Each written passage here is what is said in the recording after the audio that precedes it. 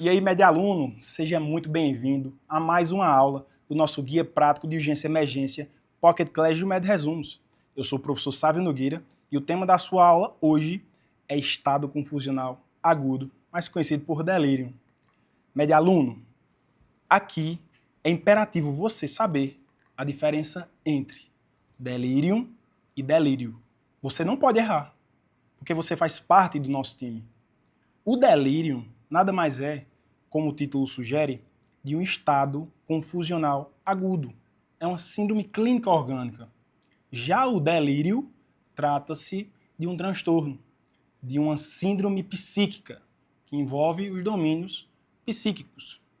Então, pessoal, ao final dessa aula, vocês saberão diferenciar o que é o delírio do delírio, assim como outros diagnósticos diferenciais, porque é uma urgência clínica. Dado isso, o que é o delírio? Como eu já falei anteriormente, é um estado confusional agudo e o seu quadro fisiopatológico ele ainda não é estabelecido. Sabe-se que há uma mudança na homeostase do paciente.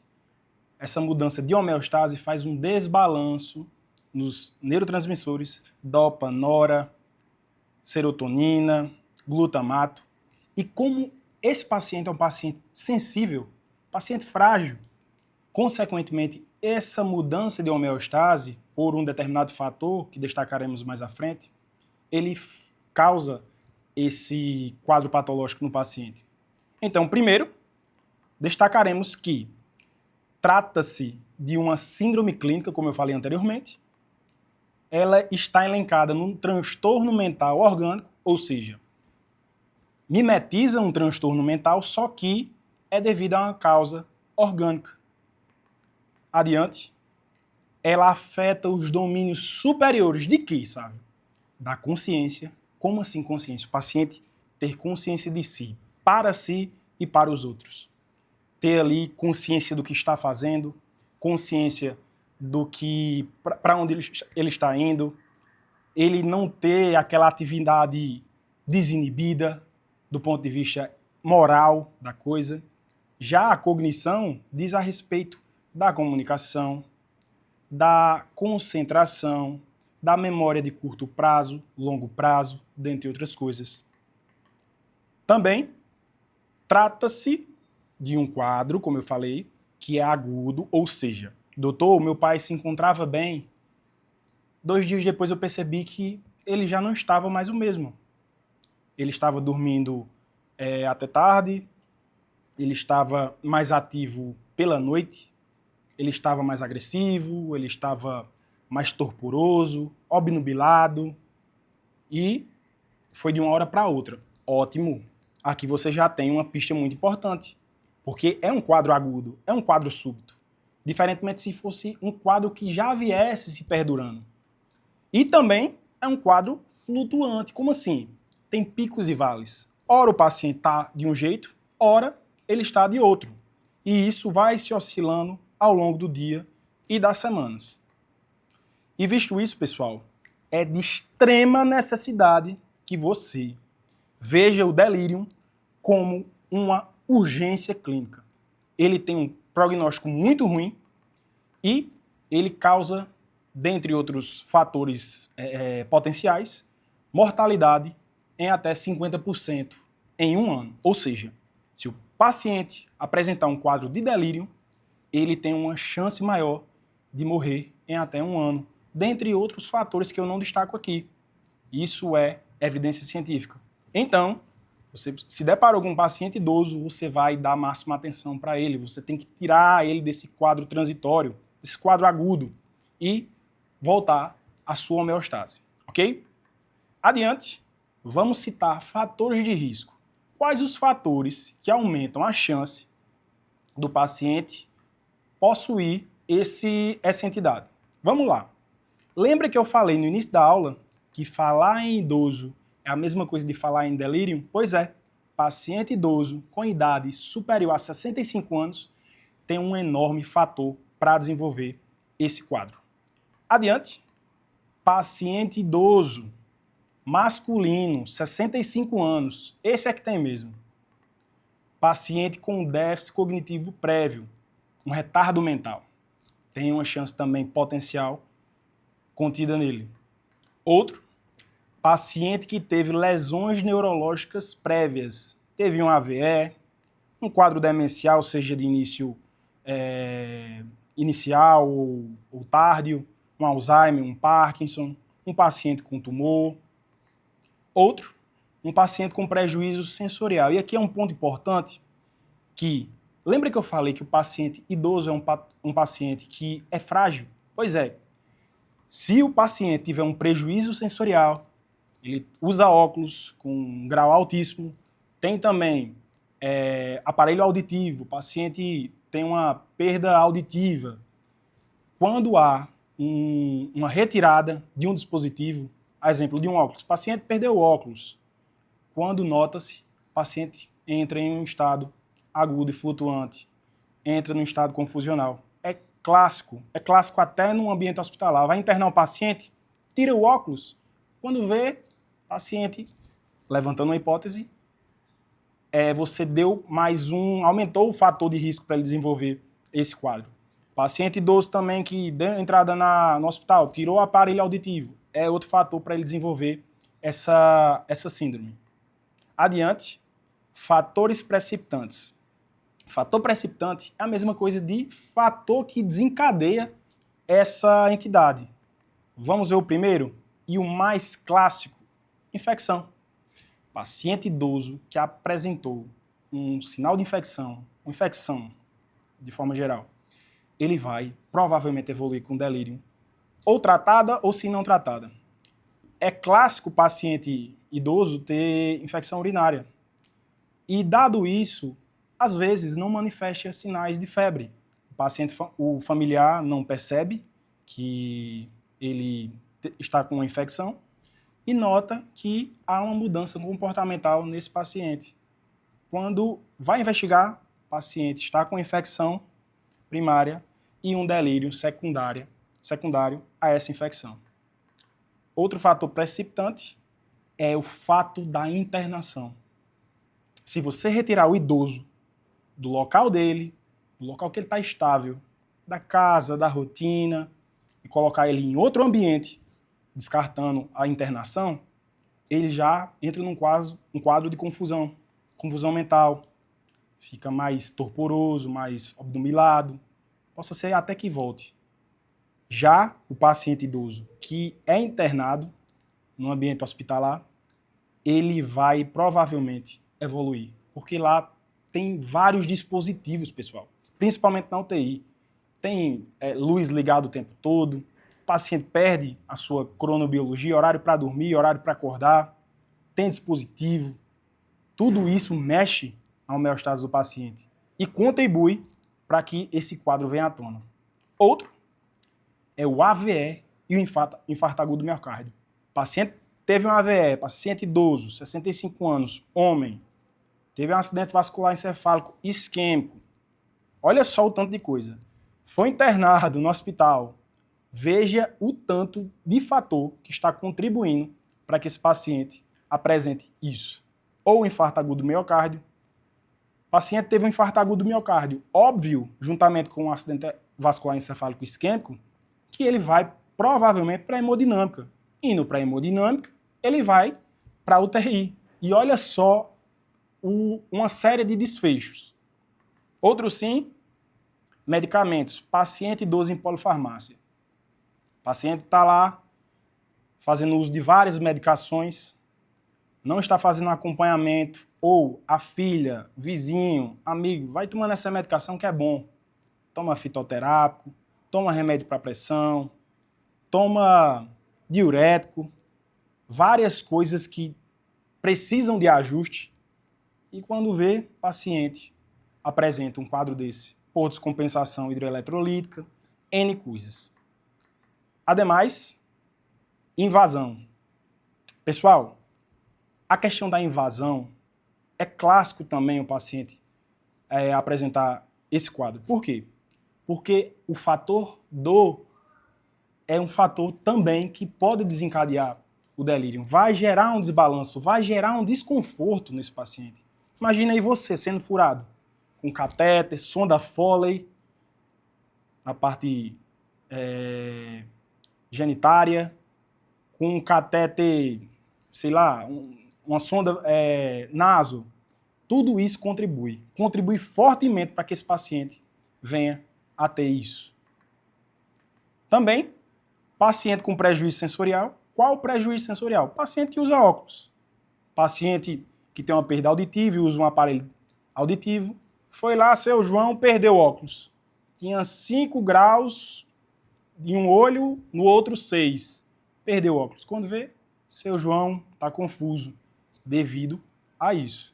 Assim como também Dona Maria tem um aparelho auditivo, perdeu o aparelho auditivo, não está ouvindo direito, o pessoal fala com ela. Isso estressa, pessoal. Isso estressa, dá um desbalanço na neuroquímico no paciente. Ademais, qual o quadro clínico do paciente com delírio? Vamos lá, vamos por partes.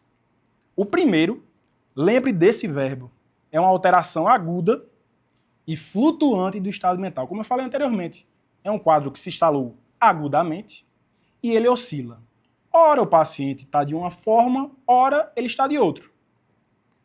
E dado isso, um dos atributos, um dos itens principais é o déficit de atenção. Nossa, Sávio, mas é um TDAH? O paciente não está lendo lá Crime e Castigo, de Fyodor Dostoiévski? Aí não estou conseguindo me concentrar, vou parar de ler esse livro. Não.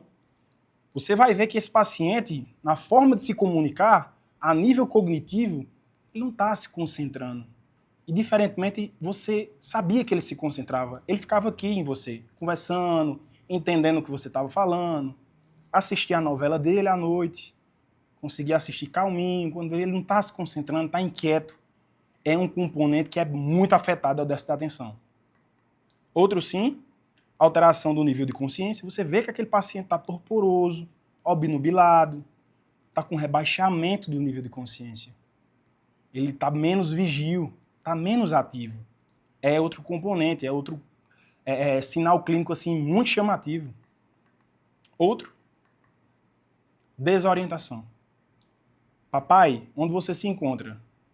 Está no hospital? Não sei, minha filha. Estamos na nossa terra natal. Estou em tal local. Está desorientado. O idoso previamente ígido, ele não desorienta assim. É um componente desse quadro patológico. Outro, amnésia. Alguns pacientes com delírio têm uma certa desinibição. Chama palavrão. Tem casos até que o paciente se masturba. É muito clássico você ver um paciente falando palavrão ou não, ficando quietinho. E você vai perguntar para ele, quando vê, o paciente não se lembra. É clássico do delírio. Outro, temos alteração do ciclo sono-vigília. Há uma mudança na cronobiologia do paciente. Ou seja, o paciente tinha horário para dormir e tinha horário para acordar, porque gera conforto no paciente idoso. É um paciente mimado, em outras palavras. Um paciente que precisa de uma estase de rotina.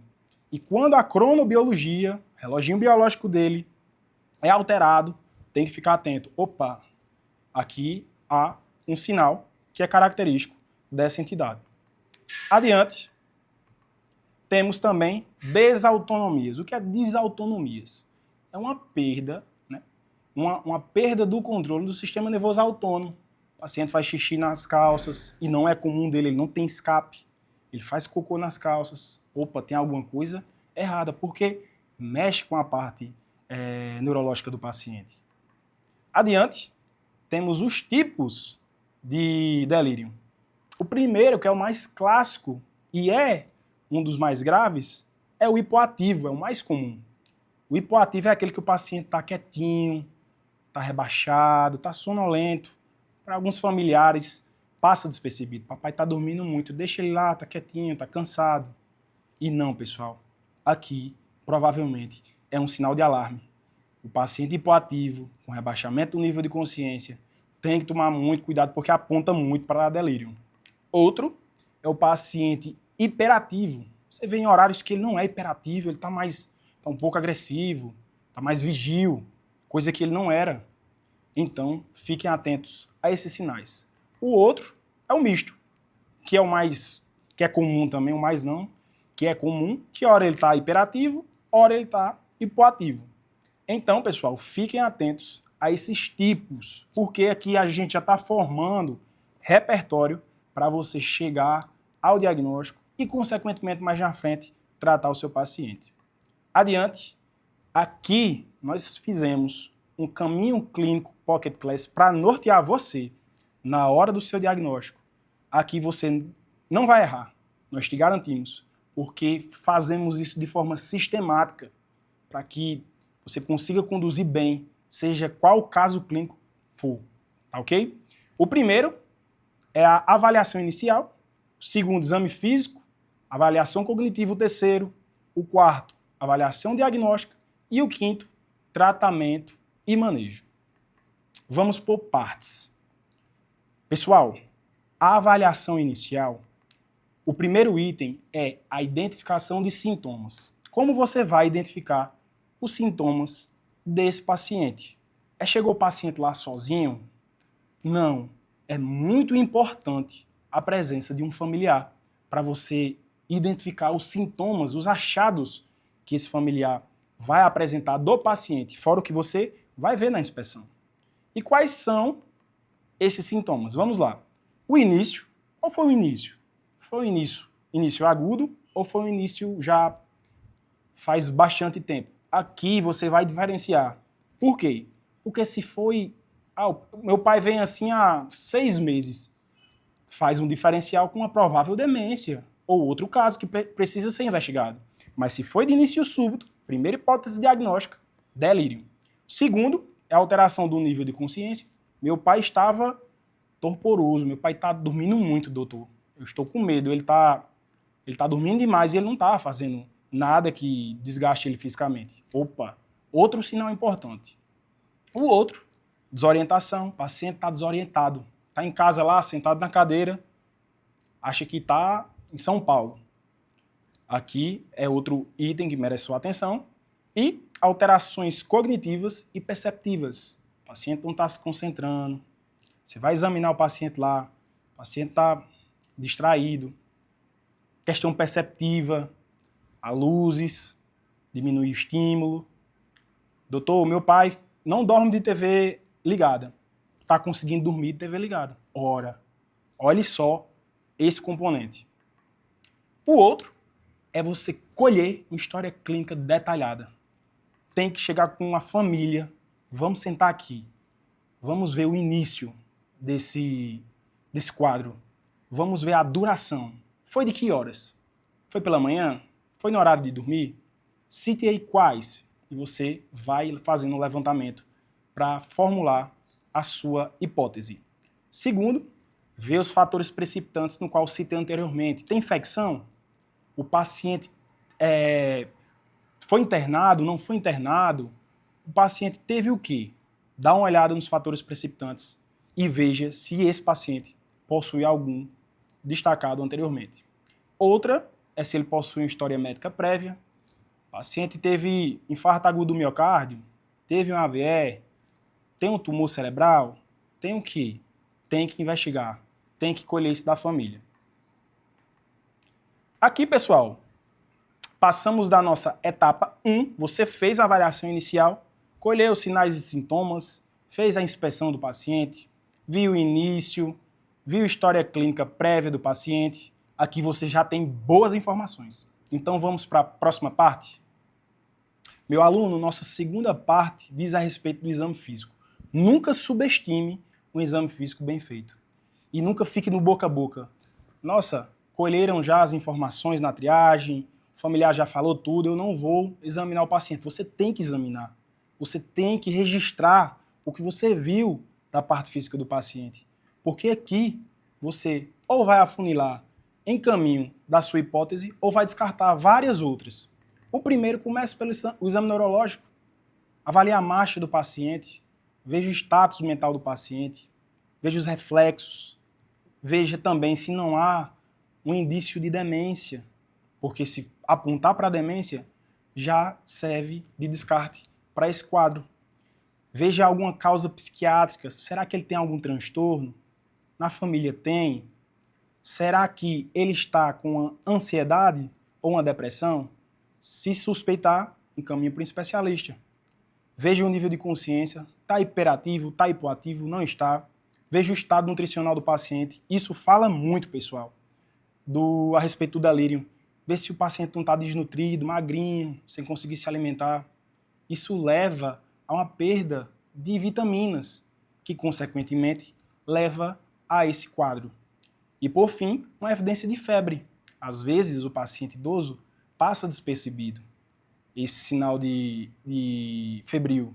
E quando você vê isso, pode falar a favor de uma infecção. Então, é muito importante você ficar atento a isso. Adiante, seguindo o nosso caminho Pocket Class, passamos da avaliação inicial, do exame físico, você fez um exame físico detalhado, passou ali, não só nos que eu citei, mas pode passar por todos os sistemas que você achar necessário. Obviamente que você vai direcionando. Adiante, a nossa terceira parte é a avaliação cognitiva. A avaliação cognitiva, nós lançamos mão dessa ferramenta, o Confusion Assessment Method, que nada mais é do que o CAM. O CAM é uma ferramenta que pode ajudar você a chegar ao diagnóstico. São 4 atributos. O primeiro, alteração aguda, súbita do paciente, flutuante do estado mental. Então lembre, aguda e flutuante. O segundo é um déficit de atenção. Você vê que aquele paciente não está conseguindo se concentrar. O familiar já destacou, ele não está conseguindo se concentrar, doutor. Calma, vou avaliá-lo. Você vê que ele realmente não entende o que você fala. Você começa a falar coisas e ele vai aqui em você, olhando, do nada ele desvia a atenção. É incomum. O outro, pensamento desorganizado. Quem é você? Puxa um diálogo com o paciente.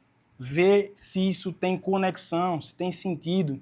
Se estiver desconexo, tem outro componente aqui do CAM. Quarto, é a alteração do nível de consciência. Se tiver hipoativo, se tiver hiperativo, misto. Aqui, pessoal, como se dá a pontuação? Ele tem que ter o primeiro atributo, o segundo, o terceiro ou o quarto. Ele tem que ter no mínimo 3. Se pontuar 3 ou 4, aqui já aponta muito para essa síndrome orgânica.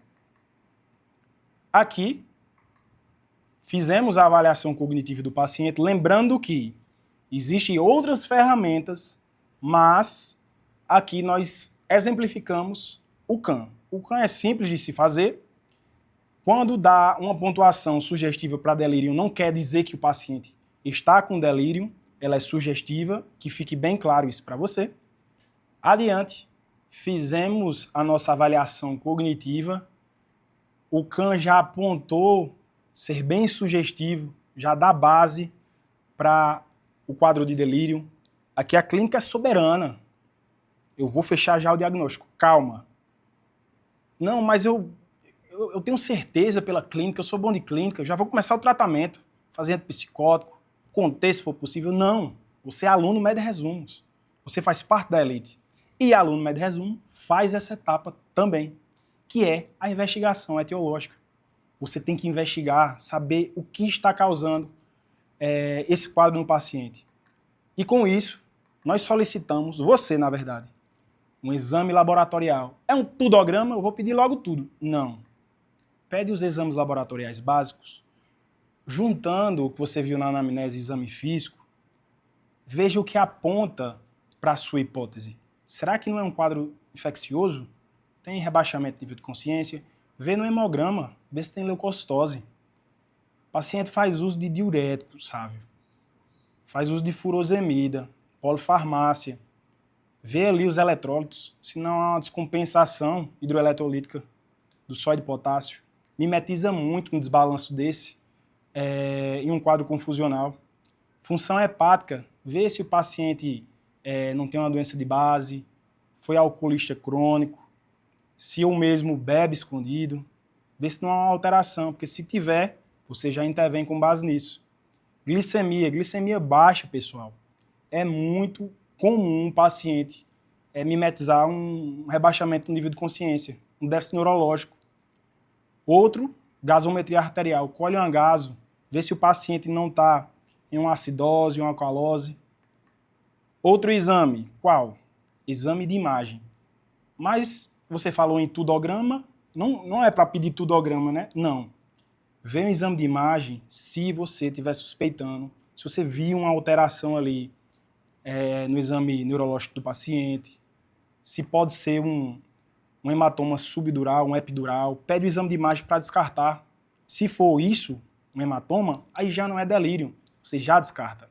Um TC de crânio, uma ultrassonografia, se suspeitar ali de uma infecção, se precisar, na verdade, se você achar válido, pede um eletro para ver se não há alteração cardíaca e culturas, caso o paciente tenha uma leucocitose.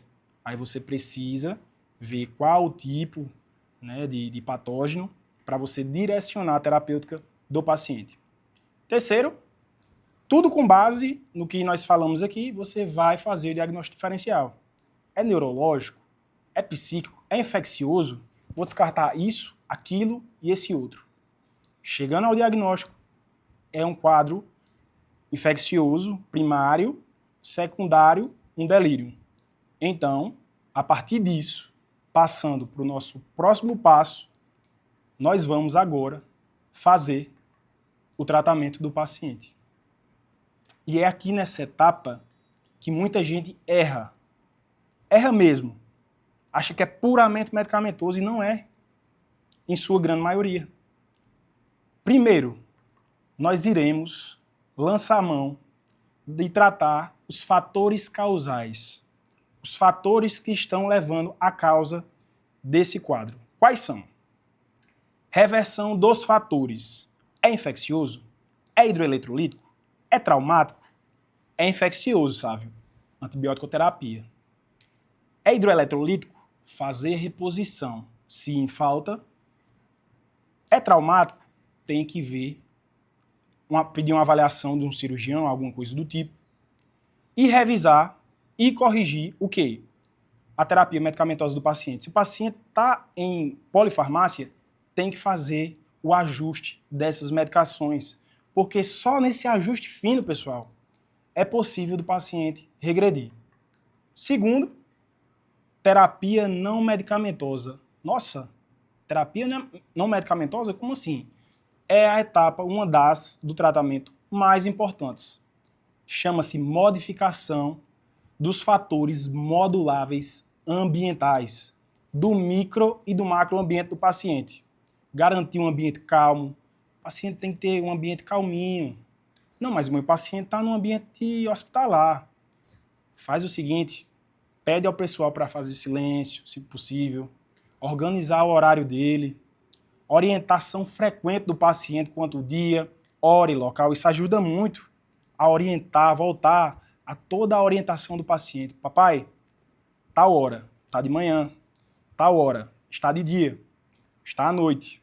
Hora do jornal da manhã, hora do jornal da novela à noite. Isso ajuda muito o paciente. Leva o paciente, se possível, tomar um banho de sol para ele saber que é de dia, para ir reajustando toda a cronobiologia dele. Ah, mas ele está no ambiente de UTI. Paciência, faz o que é possível. Presença de familiares, levar os familiares para fazer a visita, os netos. O ambiente familiar, quanto mais pessoas da família tiver próximo, mais fácil de reverter esse quadro esse paciente terá. Até mesmo em casa, nossa, meu pai está com delírio em casa, está com infecção, está fazendo tratamento ambulatorial, fica a família toda perto, orienta ele em casa, leva para passear, tomar banho de sol, dá suporte nutricional, alimentar bem o paciente, hidratar bem o paciente. Outro ponto importante que você vê lá no exame físico, viu no exame físico, fez sinal de prega, está desidratado, hidrata, faz reposição volêmica do paciente. Outro, por último, e, entre aspas, só se possível, é a terapia medicamentosa. A terapia medicamentosa só será feita se é necessário. Se uma agitação psicomotora assim grave, o paciente ninguém consegue conter ele. A enfermeira vai lá aplicar a medicação, ele puxa sonda, puxa catéter, dá tapa, coloca em risco a própria vida, tá com dispositivo, tenta puxar, aí não dá. Aí realmente precisa fazer talvez uma medicação, vendo se o paciente pode fazer aquela medicação. Em último dos últimos casos, fazer uma contenção física, que é totalmente desumano. Mas, se for bem escolhida, se for bem avaliada para o dado caso, é possível. A medicação, Aldol, que é o haloperidol, fazer 1 miligrama intramuscular e repetir em até 1 hora, se possível, se não reduzir a agitação do paciente. Qual outra medicação? Quetiapina, antipsicótico. Fazer uma medicação uma vez ao dia, principalmente à noite, que a quetiapina ajuda, né? Ela tem um efeito sedativo bem importante, ajuda até o paciente não está se alimentando direito, ajuda até na questão da alimentação. E aqui, como vocês podem ver, nós traçamos um caminho desde a avaliação inicial, passando pelo exame físico, fizemos uma avaliação cognitiva minuciosa, uma investigação diagnóstica, etiológica, você viu a causa e, por fim, você tratou. Você viu o fator causal, você interviu no fator causal, você modulou os fatores moduláveis do micro e do macroambiente, ou pelo menos você deu orientação. Você interviu do ponto de vista medicamentoso, se possível, e aqui chegamos ao fim da nossa brilhante aula, e eu tenho plena certeza e convicção que se você entendeu esse caminho Pocket Class que preparamos exclusivamente para você, você estará apto a diagnosticar e tratar todo caso de delírio que aparecer para você. E, médio aluno, o seu plantão de estudos está encerrado por hoje. Acredite no seu progresso e cumpra sua missão. Conte conosco e seja um dos poucos.